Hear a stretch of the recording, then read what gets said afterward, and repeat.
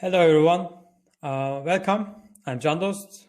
I'm a software engineer, and today we will talk about diversity, gender discrimination, and women in tech. And my guest is Yasemin. Yasemin works as a senior software engineer in Bonial, and she's a friend of mine from university. So I know her like more than 10 years, most probably.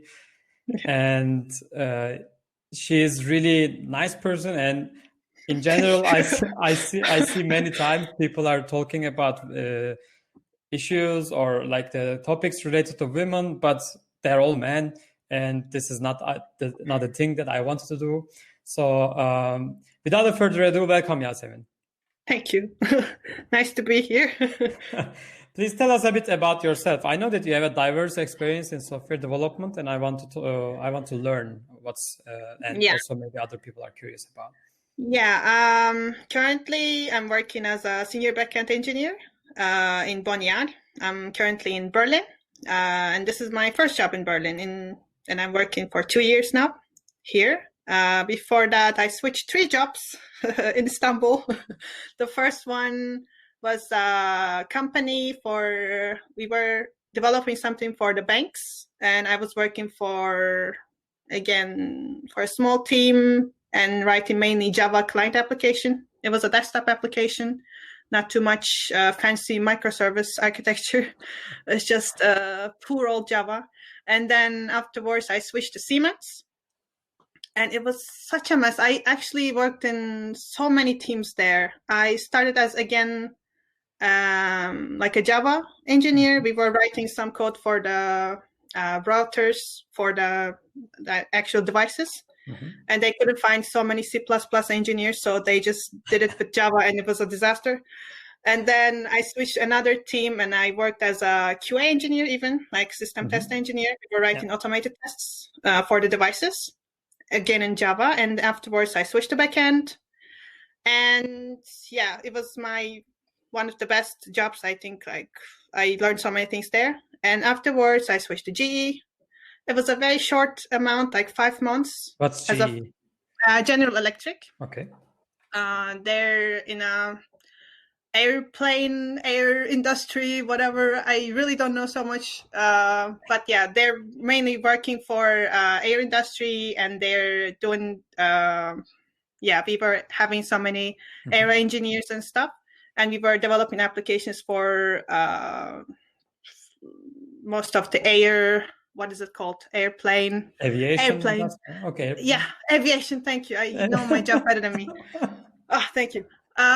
We were, it was a full stack role mostly, but I was mostly writing front end, and I hated it that time because I was not very competent in front end. And now I'm working as a backend engineer. Oh. I worked in so many things that requires Java, I think. Like a JVM person you are. Okay. My general, I have one related question about that one. So since you have been in so many roles, like different, like QA, full stack, front end, back end, and tell me about like which roles are more challenging for women in general. But I know that you have more experience or more diverse experience than me. But you have a diverse experience, and I want to learn as much as you know, as much as you have experienced, which roles are more challenging than for women. I cannot, of course, compare how is it challenging for men and women, because I can only see it from a woman experience. And for me, more challenging part was when you become a more of a senior engineer, you of course see more challenging problems and you deal with them. But most of the time, the challenges I have because I'm a woman was not because of the technical issues, let's say. It was not because I was challenging so many like bugs that was hard to fix, or some architectures that was very, very requires lots of thinking, but it was more of a social challenge. Because since you're a woman, people expect less from you or more from you, depending on the situation. If you're in the lead positions, people tend to give up on you very quickly because you're a woman and you, of course, gonna fail, because you're a manager and you're a woman. So that was the challenges, I think, more. Like social challenges were more, I think.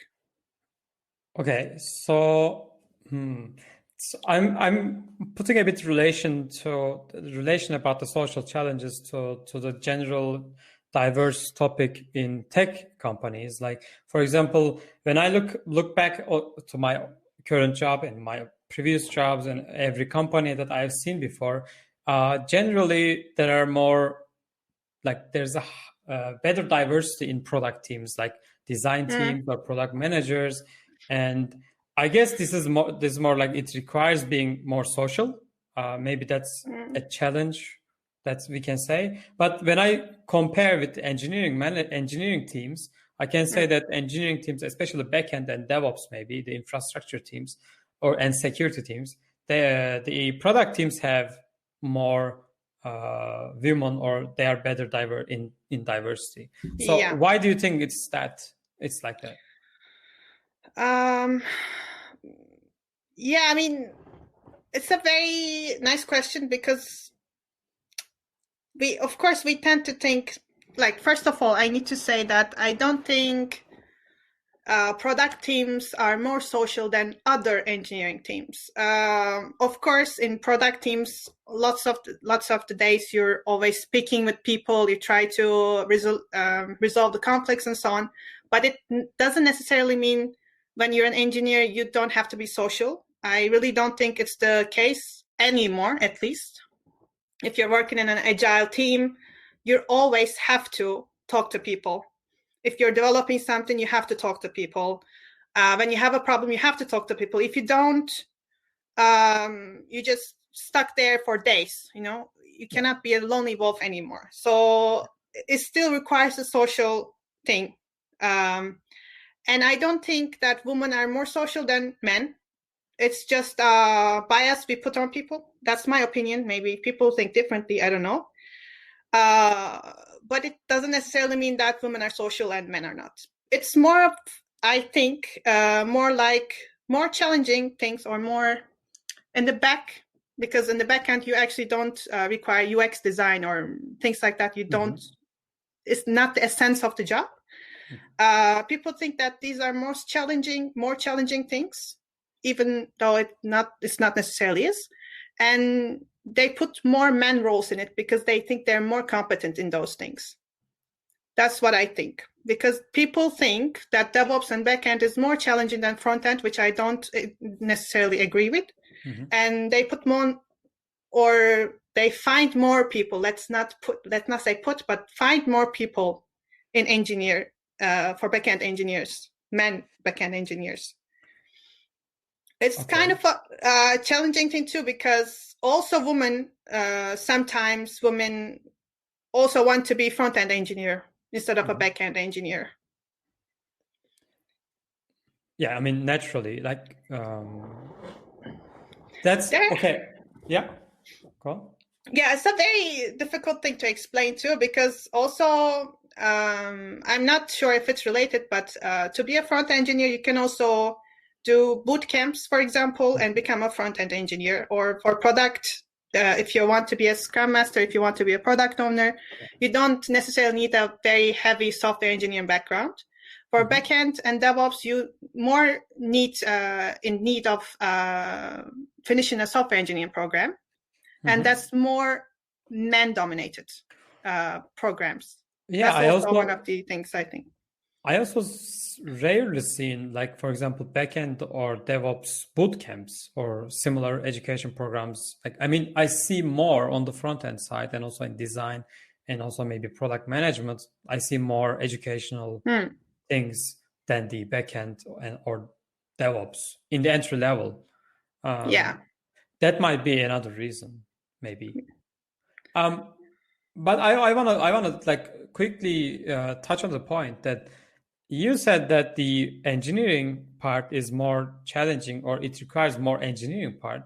I see the sense, like, the like women or maybe other underrepresented genders have to prove themselves more than men in these technical discussions. Yeah, definitely. So why they have to prove, for example? I mean, I've never faced in a situation personally. Yeah. That's why I'm curious. Why a woman have to prove themselves in engineering discussions, in technical discussions? Yeah, I can say lots of things about it because it happened lots of times in my life. And I don't see myself as a bad engineer. I think I'm really good at my job. People trust me and I get along with people. It's not about competency. Of course, I cannot be very objective of myself, but I'm confident on it. And I really, it's happened so many times. Like, for example, in technical discussions, when I'm in a team, like we're in a room with 6 men and I'm the only woman, and I say something, some opinion about them, some purely technical discussion, and I'm brushing off very easily most of the time until I prove myself. And then some other man sitting next to me say it out loud again, the second time, repeat everything I say with different words, and then they listen to it. It happens so many times. And I don't know why. Of course I know why, because I think it's the discrimination or biases or prejudice thoughts, but it's really, really happening so many times. And I think we need to do something to change it, because most of the time everyone has valuable opinions in the room, but since it's it doesn't look like, or it's not fitting our biases, we just tend to not to listen to it carefully. I remember in one of the AI conferences, AI also has the similar problem of the gender. And I remember, I think it was NIPS. I don't remember the woman's name, but she said that the best thing anyone can do if in one of these situations is that just speaking up, saying that. So, for example, as a man, I can just say, this is what Yasemin said exactly at that point. As a man, I can say that, because as a woman, what she said in this conference talk is, as a woman, if you say so by yourself, saying that, okay, this is what I said, it puts an awkward moment. It creates an awkwardness, People think that you are putting yourself in front of something. You are trying to praise yourself, maybe. People might think differently. Also, if you don't say it, that's a problem, obviously. Yeah. So it's a kind of a dilemma. And one recommendation from her in the conference talk said that just raise up and say that this was exactly what, for example, Yasemin said in that case. Yeah. Do you think that works? Yeah, it definitely helps for the sake of the discussion, but it's also putting, for example, personally putting me under also, again, like in this awkward situation, like, why do I need an approval of other men to say exactly the same thing I say? It's just, why don't you care about it in the first time? Why does the other guy have to say it?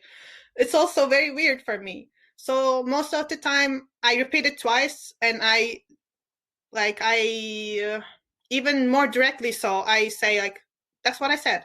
And it's okay. It can be awkward. It can be awkward for them. It's not my fault because they didn't listen to me, Absolutely. It's not about praising myself. It's just about being confident and speaking up for yourself. That's what I think. I totally agree. I just sometimes think that, by the way, I just want to state this. I'm doing this session just because I can learn. If I made a mistake, if I say something wrong, just please tell me. Also, people who is watching that one, if I say something wrong, please tell me so that I can learn. So this is just a quick opening my heart, because I'm doing this session to learn the topic. So in that case, for example, I had the feeling that I know you as a person, and I know that you can say that this is exactly what I said. But I think not everyone can say this one out loud. Yeah, and especially when you are facing, like when people are facing a lot of discrimination, maybe they are, maybe not directly, but indirectly as well. They are facing a lot of discrimination. They might be like, they tend to stay back, they just say it. It's not obvious all the time. So I know you as a person, and I know you can say it. I know you will say it, that I'm really happy, but not everyone is the same. No, and it might help to those people, I think. Yeah, definitely. It's not that I was always like this, of course. In my first job, I was very like, when I was a junior, when I didn't know anything about how to work with people, I was always like, yeah, whatever you say. Or sometimes even in this job, when I first started, I was not very out loud about every opinion I have, because I was also kind of scared that might be not very valuable because I'm not experienced, or maybe it's all of the things I put on myself for years that, like, I don't know, instinctively, like, I might not have valuable opinions. It's also, of course, insecurities have like rationing. When you're a woman, you're more likely to have it. And then you most likely sometimes, of course, not to speak up for your opinions. So, of course, at that point, a man backing up is very helpful. Yeah.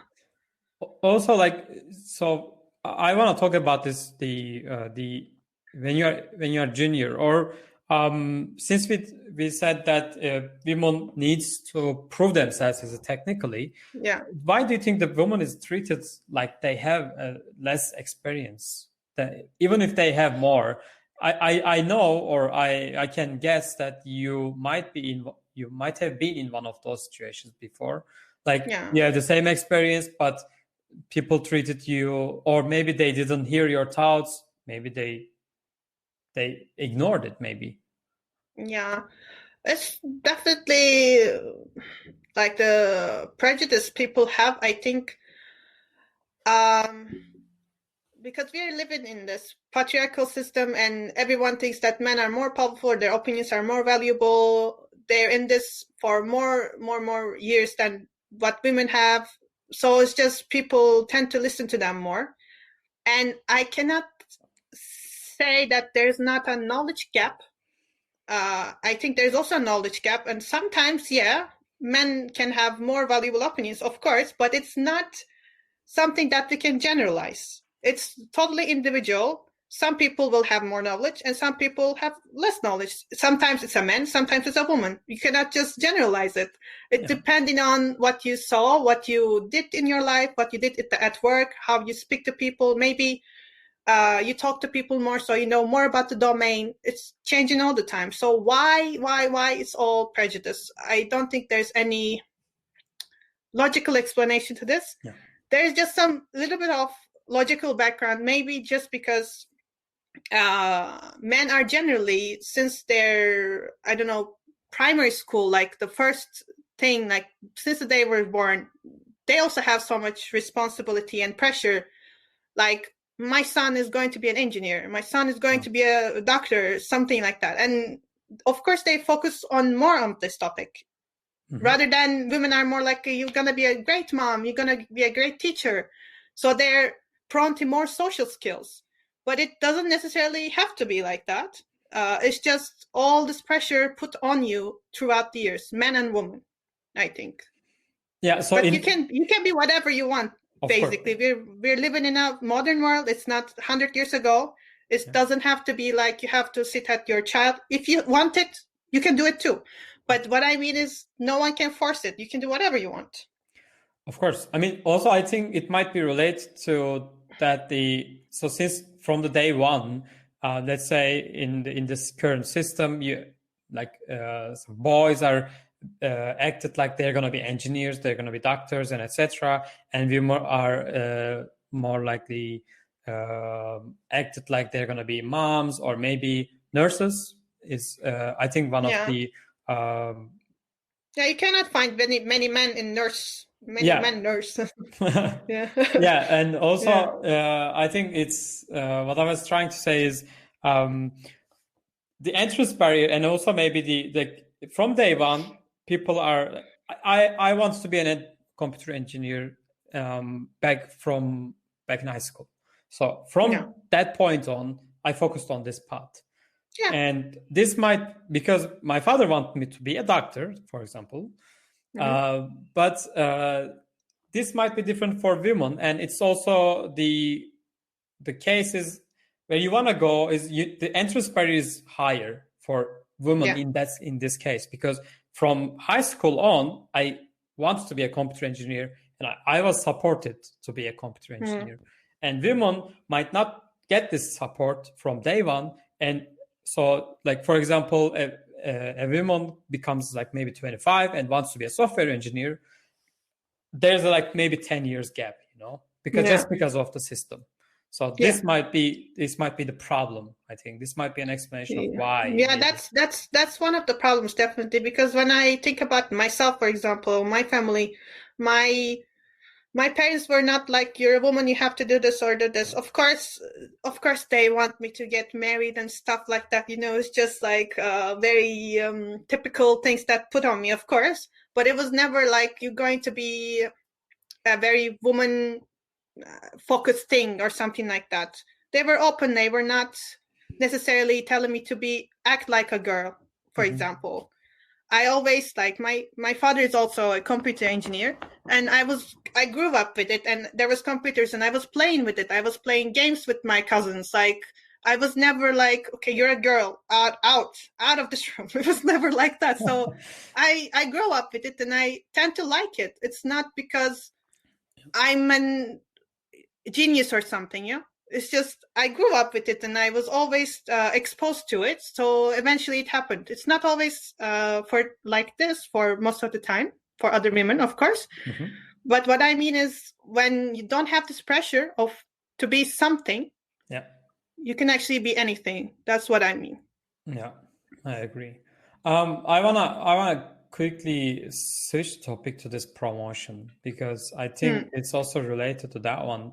That why women get less promotion than men in general? I see this in almost in every industry, not specific to software. And so, do women not get promoted also if they are not confident and masculine? Because there's an image of being confident as a maybe manager or as a leader and etc. And people has this, I don't know why, but this picture of a woman that being confident is not for women. I don't understand, but some people have this point of view. And I want to understand why women get less promotion than men in general. Also, like to the people watching us, please write your thoughts as well in the chat. So I think to start with, we can define what confident is. Like, because most of the time being confident is most correlated to being manly, if that is a word, like alpha male, like very tough, very never smiles. It just puts the fist on the table, like, this is what I want, this is how it's going to be. I'm reassuring you there will be no problems in our company. Everything is happy. Like, okay. But there's also another type of management which is going to that direction in IT, I think. More collaborative, more people-oriented. People are talking all the time. They're more social. We have Friday drinks, more social. People are more like happy. They have a bit more of a work-life balance. The work is not the center of everything. So what I mean is, confident is not the first option. You can also be confident by just speaking up what your opinion, being sure about it, but still be collaborative with people, listen to other people, and be okay to changes. Like, it doesn't mean that you're not confident. You can also open to change and listen to people, It's a different type of confident. And I think people seek more the first option because it's the traditional model, like have more tough managers. That's why the women act like men, more masculine suits, like, more like that type of women tend to be more managers, like on average. But because whenever you put on makeup, you're a bit more feminine, people are like, oh, she's just on the looks. She's not doing anything. But it doesn't have to be that way. Even like it happened to me in my first job, like we had a very feminine manager, and she was very pretty, and she was coming into it like very feminine, and we were making fun of it. I was even doing it. Like, I was very surrounded with people like, oh, there shouldn't be any good woman manager. The women managers suck. They don't do anything. They just walk around in the office. People talk like this, and you start to think like it. Like, okay, and then years after, like, why was I thinking that? What the hell was I thinking? It's just, it doesn't correlate like right now, because I was surrounded in a toxic environment. It's very interesting because the effect on you as well as a woman, having a woman manager. I'm quite surprised, to be honest, because I think this is more related to being a group effect on that side. But I see that this totally makes sense. I mean, I've been working with my manager was women in the last 3.5 years, or maybe 4. And I was quite happy. And my manager's manager was women as well. And in our current environment, I think like in maybe modern world, not the traditional manager style, is more like, as you said, the communication is more important. Like the empathy is more important. Yeah. So I think women are better in this job, in my opinion. I don't separate it as a gender, but women are better because they tend to care more first. Yeah, because it's also it's expected from them. So women has this skills more prone, like they have the skills more than men because it was expected of them. Yeah. Also, I agree. But I think that so I'm looking back to my career and I'm thinking of my managers and also like the upper levels, going up. Yeah. And I think that but I see that there are less women on top.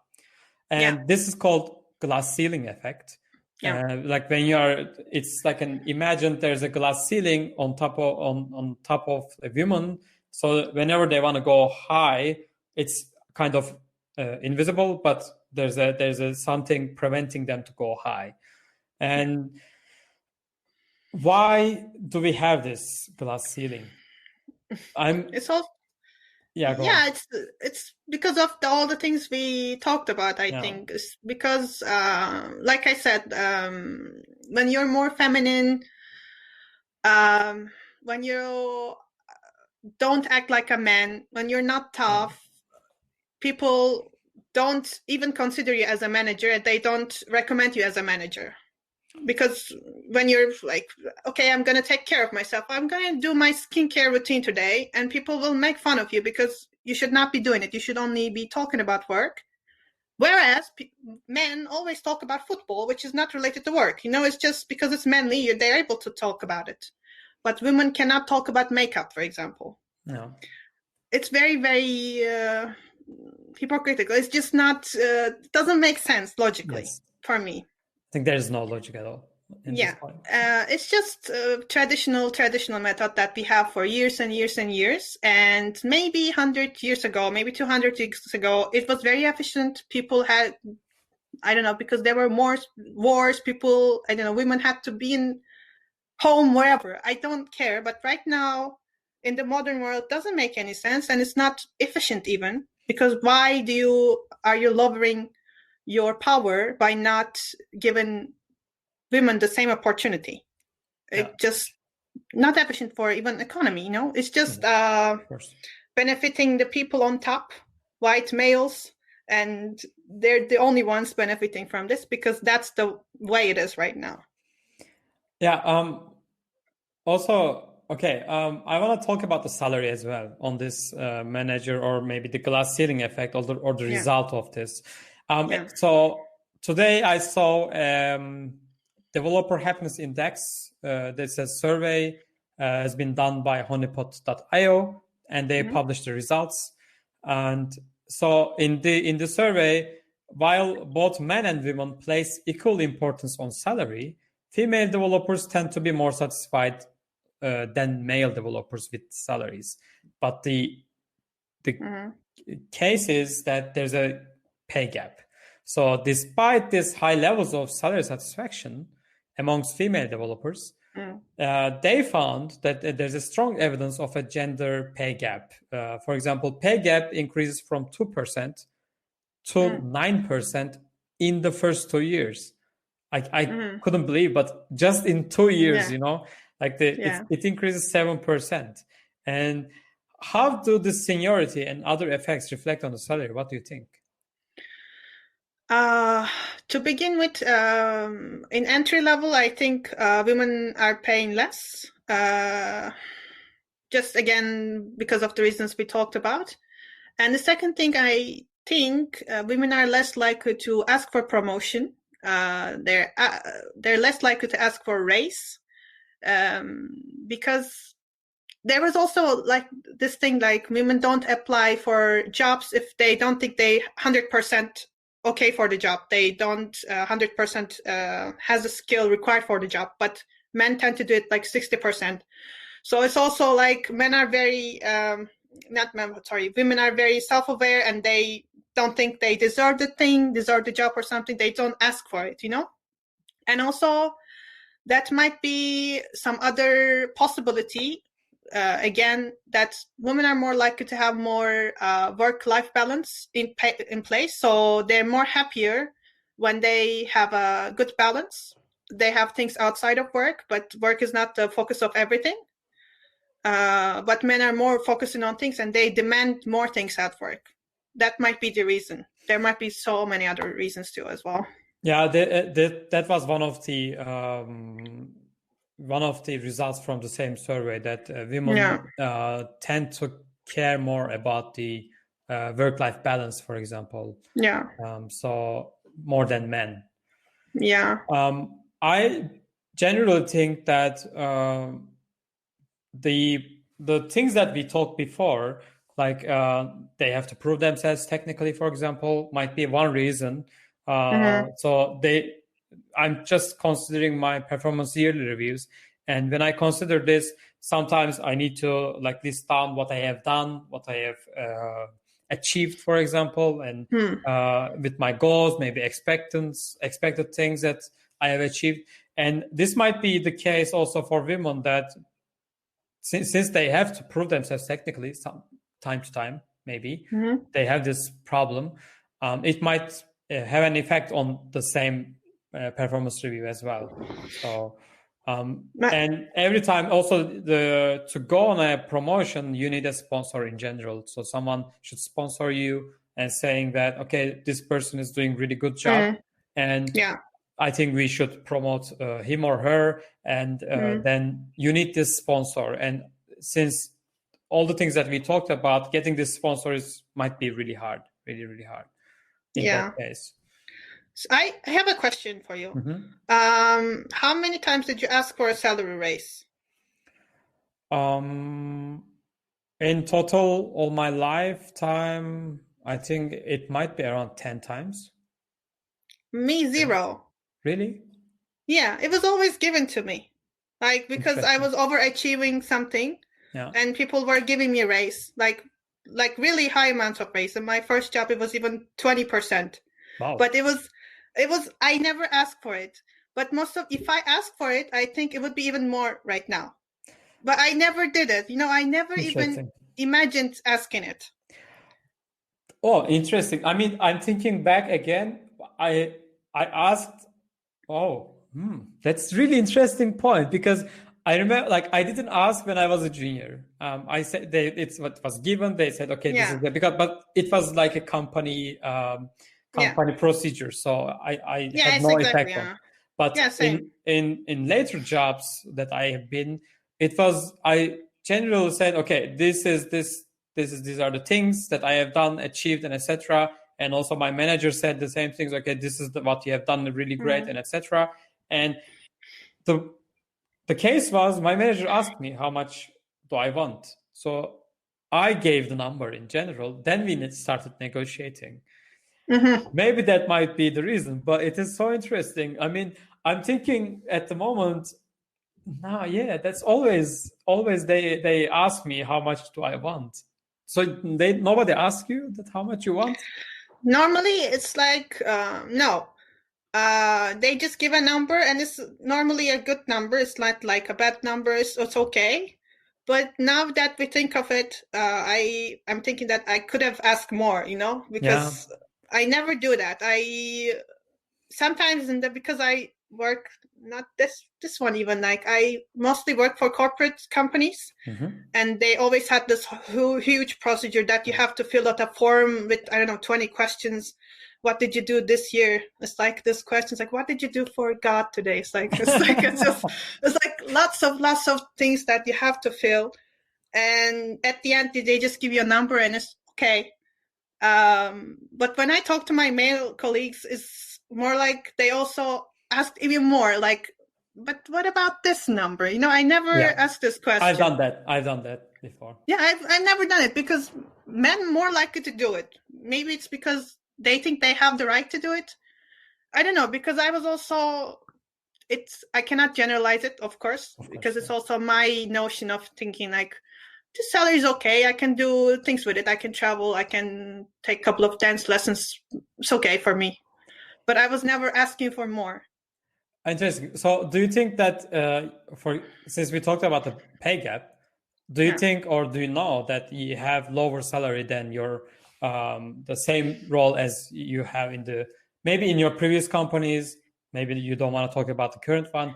It's also okay. Did you ever were you aware of it before? I was always hired for a bit of a less salary, but then in the first salary raise, I was always in the same level with the others. Okay. It was also because in Turkey it's a bit different.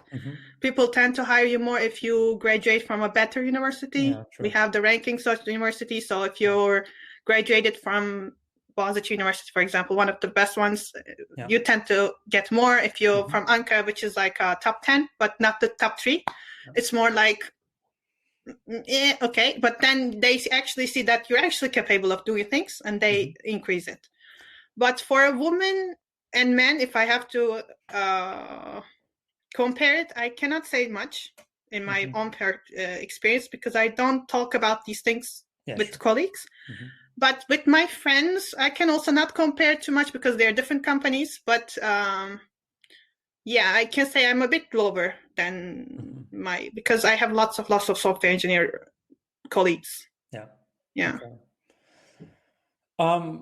I have one question. This is like a bit of debate, and it's been happening many times. I saw these discussions over and over again, but I want to ask you, what do you think of it? So just to increase the diversity, should we hire more women regardless of their experience?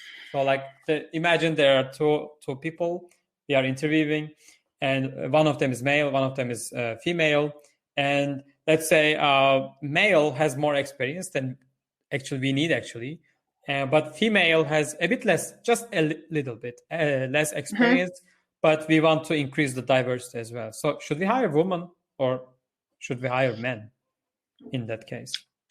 If there's a huge difference, I think no, because which one? No, you should not hire, of course, if there's a huge difference.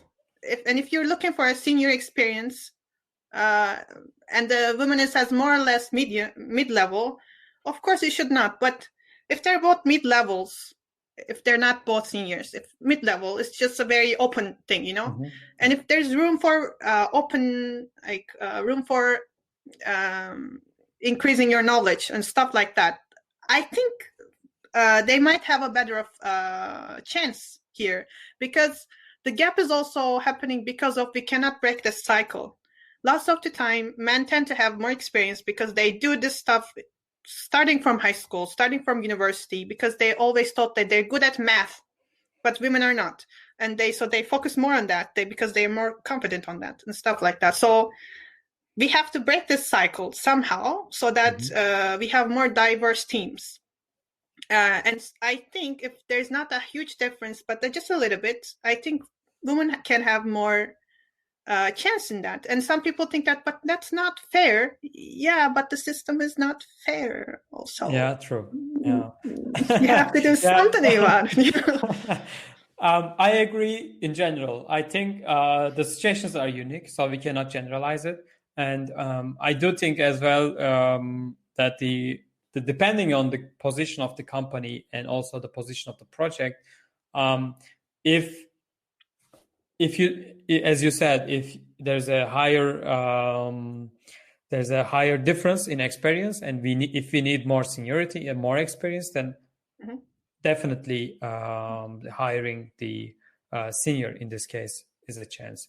But if company, in my opinion, if companies are big enough, if they can afford having less experienced person in the team instead of having higher experience, because also the salary is, higher for more experienced people. And if the company can afford having less experienced person, I think it's better to hire women in this case. Yeah. But depending on the company and depending on the situation of the project and the company as well. Yeah. It's also debatable if you're making your team more diverse, hiring more women. If the women and men tend to think more and more like if they're both looking at the perspective of a white male, it's not not the right case, because sometimes also women do that to themselves. Like even in my case, in my first job, I did that too. Like I was thinking my women manager was bad but it was actually not the case. No one was supporting her because she was not a woman manager, and she was decreasing more and more every day. Yeah. So yeah, we need to do something about it generally. I agree with Matthew. Matthew says equity instead of equality. I mean, yeah, exactly. I agree. It's equity. It's not equality. Like this, yeah.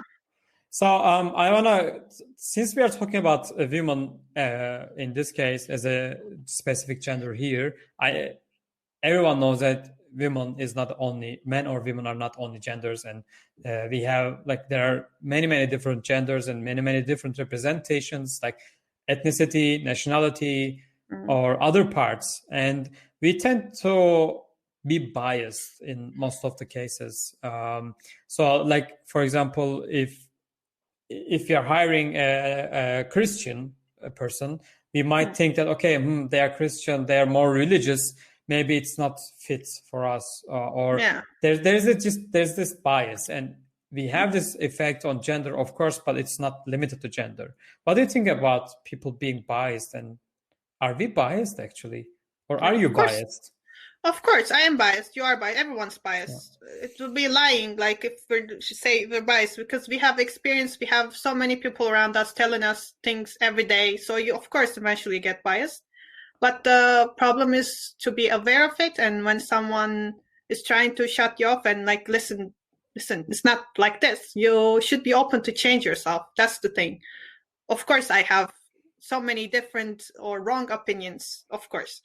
But I think diversity is a very, very sensitive topic, because it doesn't necessarily mean that if you hire, let's say, a Muslim person to your team, just because you think that it's coming from a Muslim country, it doesn't mean that it will act like a Muslim. Or just because you're hiring a gay person, it doesn't have to be stereotypical gay that you see in YouTube, It's just not like that. So you have to think more of what your team needs. What are you gaining from this diversity? That's my opinion. So I don't think everyone should have the same opinions in a team. Yes. I think there should be involving confident people, empowered people, even if they are not yet, they can be try to do so. You can be empowered later, but it should be more open people, open to communication. So you have a good, healthy environment that you can discuss things without getting offended. Okay, in companies, there's this, the cultural fit in the interview processes. Yeah. And what I have seen in general is while looking for cultural fit, we have these biases more and more. Yeah. And because you want to keep the team happy, you don't want to have a big conflicts and etc. Both maybe culturally or maybe in other aspects as well. How can we keep the balance? I mean, this cultural, while we are looking at cultural fit, while we are interviewing the candidate to hire, and we are looking at cultural fit, how can we make this balance without maybe losing some of our biases but keeping some of them? What do you think? Can we make it balanced, or how, if you have an idea?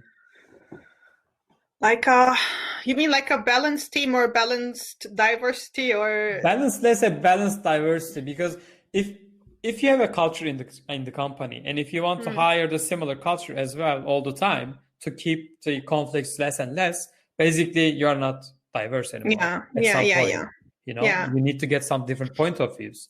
How yeah, can you keep exactly. the balance? I mean, in general. That's why diversity really matters, because you really don't need people not saying anything in a technical discussion. It's the most frustrating thing. I was doing it too. Like, I was not stating my opinion, but then I start to do it more and more and more, and people actually listen because it makes sense. And some people say that, oh, I never thought of this. This is a very nice sentence to hear, also to say to someone. Because if you're also always doing like, okay, that's what we're doing for the last 10 years anyway, why are we even discussing this? No, it's just not adding anything. But it doesn't mean that you should also give up on every tradition you have. Of course, your company will have its values, its traditions. It doesn't mean that you have to be open to every change. You can embrace everything. But it's more about being open to listen to it respectfully, and to be able to discuss it in a healthy environment. How to keep the balance is to, I don't know, it's a company culture question, I think, that most of the managers, most of the CEOs trying to find. But the most working efficient way is to have diverse team right now. That's why everything comes to a money point, you know? Yeah. No one is doing it because, oh, let's be nice. No, because diverse teams work better, because they value more, because you're more open. It's not Yeah. because let's be nice to each other. Yeah. You get more Unfortunately. ideas. Yeah. Yeah. Yeah, because diversity, you get more opinions. Maybe you get more solutions to your problem, that you can select one of the solutions that you have at hand. We talked about, like, I'm a bit stuck on the point that the experience you had with your previous manager, that you were even criticizing as a bad manager that you had. I have a question, like, how can we make the projects independent from people? Because I do think in that case, if we separate the projects from people, then in that case, basically there's a project and there's a people, and maybe not specific the project, maybe there's a company as well. And then there's people on the one side, and so that everyone can be themselves, basically, you know, like regardless of gender, nationality. So like, how can we separate those two, that so we don't have these discriminations, or maybe we don't have these gaps, let's say, in gender? Yeah, I mean, yeah, I'm just thinking, like, my last experiences, because it also happened too many times. Someone also asking a question. Yeah, a very long one. You but go anyway, ahead. So can you repeat the question a bit more? Okay, Sorry. yeah, sure. So I talked about, like, having a bad manager doesn't mean that the person is bad, you know, or exactly. person is not capable of. Just because the situation is awkward and weird, maybe if we can separate the project and the people, it might be better off for the both managers and also the individual contributors, that we have so everyone can find themselves a place in the project, regardless of their gender and nationality and etc. So how can we make the projects independent from people? That's the question. I think it's a very, very, very, very easy approach to blame someone in the company. It's very easy to blame a manager all the time, like, oh, they're not managing it well. And when it's a woman, it's also very nitpicking, like, oh, she's not a good manager because she's a woman, and women suck at managing. Basically, it happened in my first job, even in my second job, it was also. But when I think about it more rational right now, it was more because of these people were not involved in meetings, for example. When I was working in one of my jobs, there was this woman manager that were not very liked from other managers because they think that she was there just because of the company's diversity policies, but she actually didn't have the talent for it, technical talent for it, even though she was a very social manager. It doesn't necessarily need to have the technical skills, all of it at least. And they just excluded her more and more of the meetings. She didn't know anything about it at the end. And then they blamed her even more. She doesn't know anything. Of course she doesn't know anything. You're not calling her anything. You know, it's just they even do some company events. They don't call her because she's outside of it. It's very, very brutal. And what I mean is it's very easy to blame someone. And once projects fail, I think it's not because of one person, but it's because of the process. That's what I think. That's what I come to it. Because if you don't have the feedback loop to give this feedback to your manager that you do this wrong, and if you still also don't have the vice versa, that if you have a problem as an employee, you cannot talk about this with your manager, then of course there will be something missing. And some people are not very open to it. Like, for example, I don't initiate this conversation most of the time.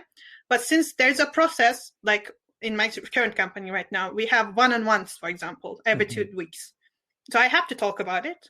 And I have a half an hour window and I talk about it. And I also do it the other way, yearly or monthly. I talk about what I think about my manager. So these things are fixable. It's just like blaming someone is very easy. But if you keep your process more clean, more open, I think it will be less likely your project will fail because of a person.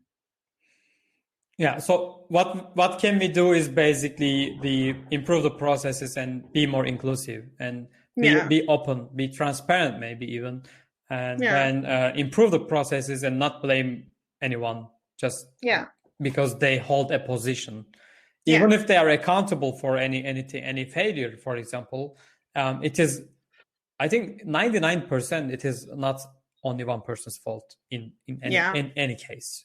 Yeah. So I wanna ask, or maybe talk about what can we do part a bit more, because this improving process is one thing, and I think the second part is the language. As also Matthew said in the comments about the communication, like including everyone in your talking, in your words, and etc. And this is generally a big discussion. For example, using "Hey guys," because I checked the dictionaries, and some of them says it's calling a group, only saying "Hey guys."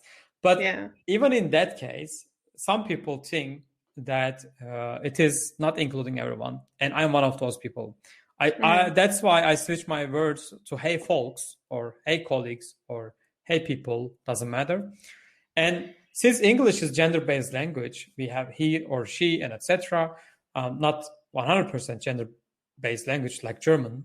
In German, you have every object is masculine or feminine, so you have more gender influence. And in Turkish, there is no gender at all, for example. So for me, in the beginning, it was hard to understand everything. But I think the second part is being inclusive in the language. And my recommendation is don't use "Hey guys," for example, or similar phrases that might exclude some people. Yeah. So you never know. And for the language, I have a second recommendation that I personally do is using singular they in day-to-day discussions. For example, in German, the user is masculine, and people tend to use he when they are talking about users. So they are always saying his or he or him and etc. And I tend to use they as a singular they. That's a form in English. You can check out the Wikipedia as well to get better opinion on it. You are talking about one person, but you are using they. And so what do you have as a recommendation? So what can we do? And especially maybe for men, so if you would like to recommend me something to do, what would you recommend me personally? I personally am not very offended by "Hey guys," to be honest. But it's also depending on how people say it. it's a very sensitive topic. It's a very funny topic. When my friends say it, I don't mind. When a colleague I really don't know so much about says it, it feels a bit weird. And I don't like hey folk because it's not that close. It's weird. I don't know. Hey people, I don't know. It really depends on the situation. And you really, really, really can tell what people mean it. And so for calling people like, hey guys, hey folks, it depends on you. It depends on how close you are with these people. But the other thing you mentioned is, I think, very important. Like when you said people are talking about user or things like that. For example, I was watching this, the other podcast, like we were talking about an interview and something. So it comes to a point like you're talking about like a hypothetical interviewee, and it says like he always, like he asked me this question, and like it can be a she, it can be someone else. Why does it have to be a he all the time? Why does it have to be like the person you imagine visually is like a male developer, like very geeky and playing video games all the time? I do that too, but it's not the question. It's just like, it doesn't have to be that way. It doesn't have to be stereotypical. So I don't know. It's just depending on how close you are with people. But I think with singular they, I think you have a point, especially in formal mails when you are offering someone something. It has to be very sensitive, I think. Yeah. Yeah. It's a bit weird in Germany, even, like, for example, when they have this job openings, they have, in English, you just say, we're looking for software engineers, but in German, you say like Entwickler like this star asterisk thing. It's like, when I first came here, I was like, what is this? What's the meaning of this? Why there's so many signs everywhere all of a sudden? But like, it makes sense, definitely. Yeah, so for the people who doesn't know the German ads or job ads, it's as far as I know, it's legally they have to be inclusive. So in German, Software Entwickler is software developer, but it's for male, and Software Entwicklerin is actually for female. And there's also being inclusive. There's a star, so they just say Software Entwickler /in and then star. I use hey everyone too, by the way. I always do hey everyone. Yeah, that's nice. Folks, why do you think folks is weird? I think it's a bit formal. That's why. For example, when I'm writing in the Slack channel, which everyone is included, I can say hey folks, but it's a bit weird when I talk to you and say hey folks. It's a bit formal, but it's totally the personal favorite. Yeah, it's just, you can say it. I'm not trying to force you to not yourself. Do you have another recommendation for me? Is there anything comes to your mind? I think you already doing a good work, even doing this. I think it doesn't have to. We're not like people very super educated, the most educated person in the world to talk about this topic. But even to have this thing and talk it in your friends when, for example, when you have a problem at work, gender-based problem, and you talk about it with your friend, with your partner, people tend to include this kind of topic more even. Like, oh, it's happening because there's discrimination. But before, maybe they were not even thinking about it. So I think this kind of streams, this kind of discussion is always helpful. I really thank you for even talking about this. And just keep reading about it. Keep educating. And that's what I do too. I don't know anything. I just keep reading almost every day about what's going on in the world. What can I be more sensitive but not awkward too much? So yeah, that's what we're gonna do. Yeah, thanks a lot. I'm really happy doing this, and I'm reading every day. Almost every day I'm reading one or more things, at least on Twitter. I follow many people, and there are like so many discussions, so many mistakes have been publicly made, and also so many intentionally, I think they're intentional, but I'm not sure. There are so many discriminations is happening, and it is not a good word, especially on Twitter. I mean, Twitter is a bit messy, I would say, but Let's not talk about Twitter. But yeah, I want to personally thank you to come here and teach me many different things. Tell me your perspective, and also like everything. Like I was quite surprised to hear many different things from you. I'm so happy, and definitely I will read more, and I will recommend everyone watching this to read and be aware. Hey, did you watch this? Hey, yeah. I will nudge them to watch the stream. Yeah. Yeah. And also, I will share this stream on YouTube as well. But I think the most important thing is being aware of the problem. And if we, with this stream or with this video, if we have done one thing and maybe brought awareness to only one person, I think it works. So it is enough. And I see that there are not right now many people are watching, and then I think it will be okay. So again, thank you. Do you have anything else to add? No. It was a very nice talk. Thank you so much. Thanks a lot. So people can find you on LinkedIn, and I think if they have anything that they can reach you out. So the URL is in the description of the video. They can find. Thanks everyone for watching. That was really nice talk, and I really enjoyed, and I learned so much, and I'm really happy. And thanks a lot. Thanks a lot, Yasemin, to be here. Thank you. Okay, everyone. Bye-bye. Bye.